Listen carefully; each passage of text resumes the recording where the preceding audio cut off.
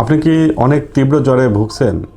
আপনার কি প্রচণ্ড মাথা ব্যথা হচ্ছে, মাঝে মাঝে ঘাম দিয়ে ছেড়ে যাচ্ছে, আবার নর্মাল হয়ে যাচ্ছেন? আপনার এই জ্বরটা ম্যালেরিয়া না তো? অথবা আপনি কি কোনো ম্যালেরিয়া এন্ডেমিক জোন থেকে ভ্রমণ করে এসেছেন, অথবা ম্যালেরিয়া এন্ডেমিক জোনে থাকেন?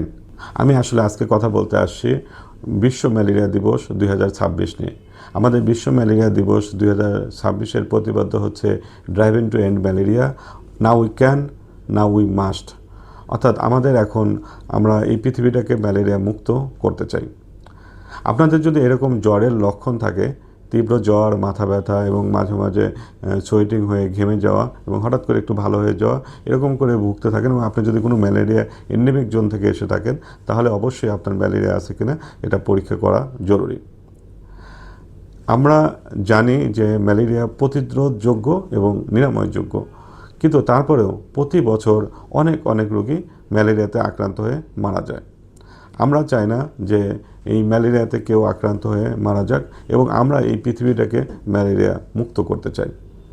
এই ম্যালেরিয়া মুক্তর অভিযান শুরু হোক আমার কাছ থেকে, আপনার কাছ থেকে এবং আমাদের সবার কাছ থেকে।